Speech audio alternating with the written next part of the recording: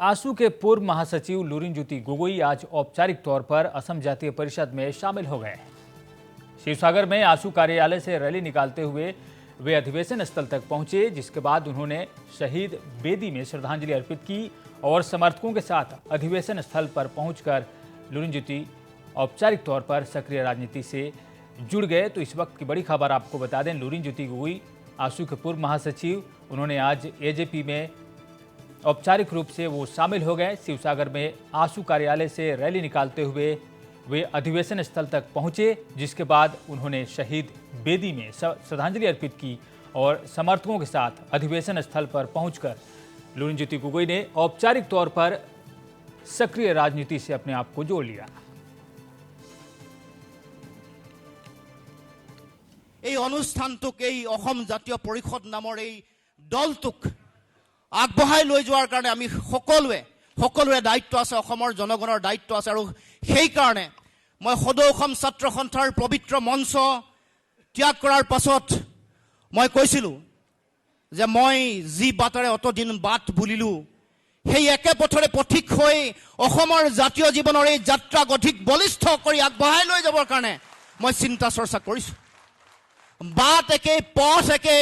মই কেতিয়াও আগৰ যিটো মোৰ আপোচবিহীন চৰিত্ৰ আছিল, যি আদৰ্শ আছিল, যি ৰাজনৈতিক দৰ্শনক লৈ সাক্ষী কৰি মই মোৰ এই যিটো যাত্ৰা, এই যাত্ৰাক আগবঢ়াই লৈ গৈছিলোঁ, সেই চিন্তা চেতনা দৃষ্টিভংগী কেতিয়াও পৰিৱৰ্তন নহয়। একে চিন্তা, একে চেতনা লৈ আগন্তুক দিনৰ মোৰ এই যাত্ৰাক মই আগবঢ়াই লৈ যাম, এই কথা মই স্পষ্টভাৱে উল্লেখ কৰিছোঁ।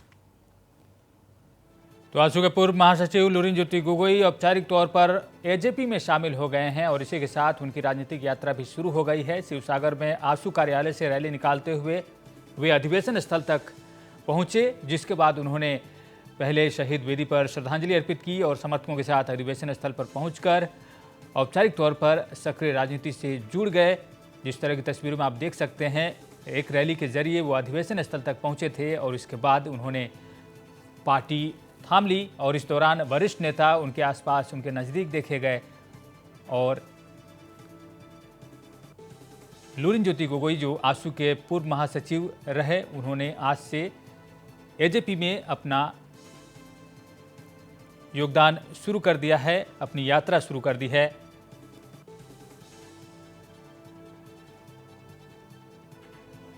हमारे डिप्टी न्यूज एडिटर रंजीत राय हमसे जुड़ रहे हैं। रंजीत, जिस तरह से लुरिनज्योति गोगोई शामिल हुए हैं पार्टी में, जिस तरह से वो रैली के जरिए अधिवेशन स्थल तक पहुंचे और तमाम बड़े नेता उनके साथ नजर आए और जिस तरह से उनको हाथों हाथ लिया गया है पार्टी में, इसे देखते हुए पार्टी में उनकी भूमिका कैसी मानी जा सकती है? और एक बात और यह है कि 1985 से अगर हम देखें तो किसी छात्र नेता की इस तरह से पार्टी में शिरकत हुई है, पार्टी में वो शामिल हुए हैं, तो इस तरह से इसे हम किस तरह से देख सकते हैं आने वाले दिनों में? रंजीत।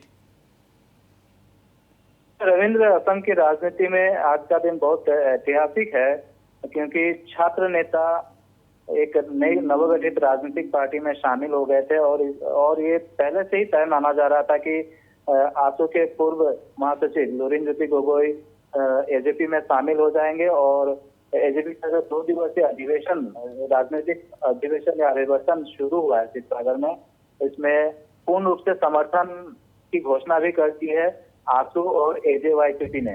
तो नवगठित पार्टी के लिए बहुत बड़ी बात है और पार्टी को निश्चित तौर पर, सांगठनिक तौर पर पार्टी को बहुत मजबूती मिलेगी, क्योंकि लुरिनज्योति गोगोई का काफी प्रभाव रहा है छात्र नेता के तौर पर और युवा नेता है।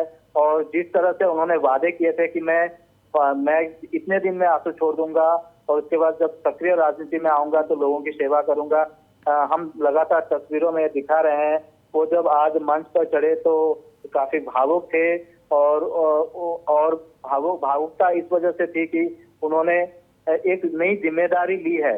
हालांकि उनको कौन सा पद दिया जाएगा अभी तक क्लियर नहीं है। कुछ ही देर बाद शायद ये अधिवेशन में जब मीटिंग होगा तो तय किया जाएगा एग्जीक्यूटिव मीटिंग में। लेकिन लुरिनज्योति गोगोई का आसू में शामिल होना बहुत आसू छोड़कर एजेपी में शामिल होना, ये नवगठित पार्टी एजेपी के लिए बहुत बड़ी बात मानी जाएगी। जी रंजीत, जैसा कि आपने कहा कि फिलहाल उनको पार्टी में कोई पद नहीं दिया गया है। हालांकि अब जब वो शामिल हो गए हैं तो जल्द ही ये भी पता चल जाएगा कि पार्टी में उनकी जिम्मेदारी क्या होगी। लेकिन रंजीत, आपसे जानना चाहते हैं कि जिस तरह से उन्होंने पिछले कुछ दिनों में जो एक्टिविटी दिखाई है, जो गतिविधियां रही हैं, उनको पार्टी की तरफ रुझान जो रहा है, उसे देखते हुए अब जनाधार की अगर बात करें तो लुरिनज्योति गोगोई का एक खास जनाधार है, युवाओं में काफ़ी लोकप्रिय हैं लुरिनज्योति गोगोई। तो पार्टी उन्हें किस तरह की जिम्मेदारी दे सकती है, और उनका अगर जनाधार की हम बात करें तो उन्हें पार्टी कहाँ भूमिका निभाने के लिए उन्हें उनसे कह सकती है?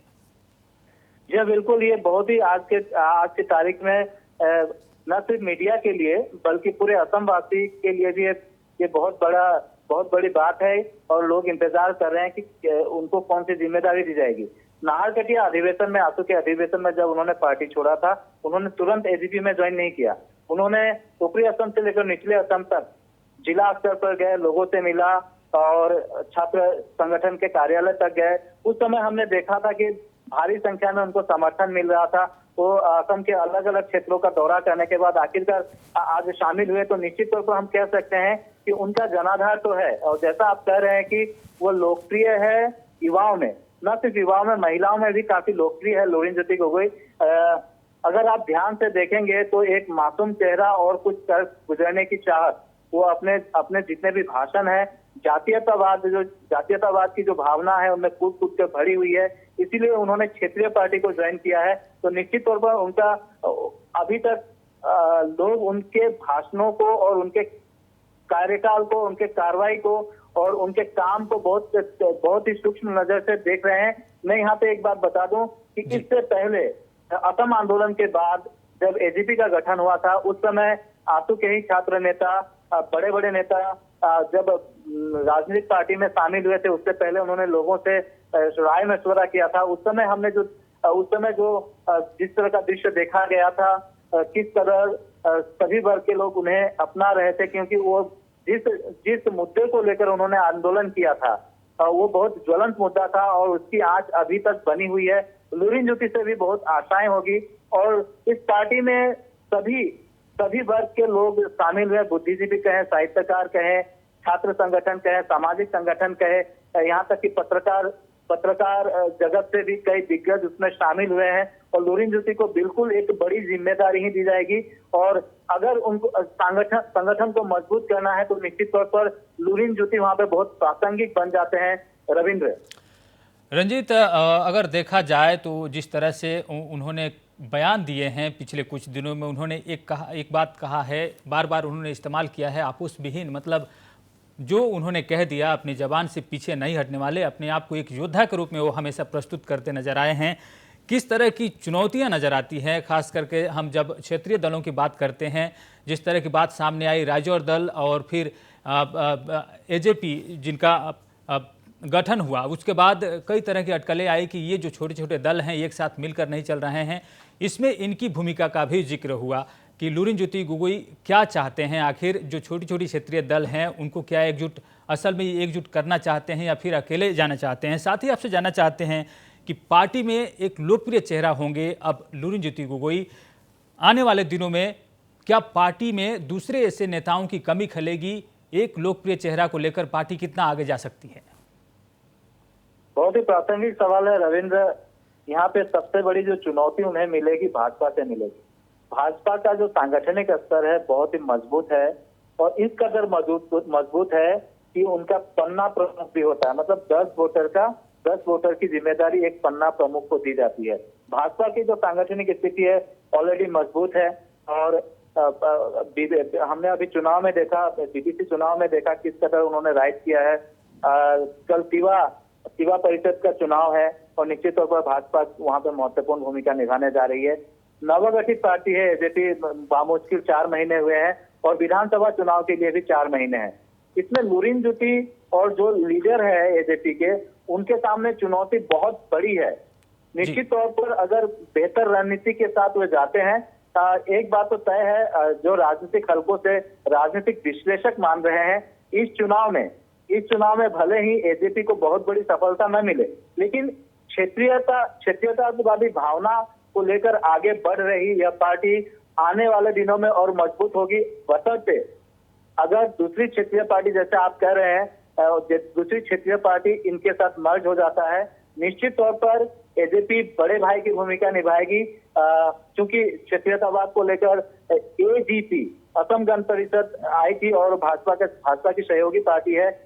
एजेपी से बहुत से लोग एजेपी में शामिल हो रहे हैं। ये वो लोग हैं जो क्षेत्रीयतावाद की भावना के साथ राजनीति कर रहे हैं और जातीयतावाद को बढ़ावा देना चाहते हैं, स्थानीय समस्याओं को जड़ से समाधान चाहते हैं, ऐसे लोग हैं।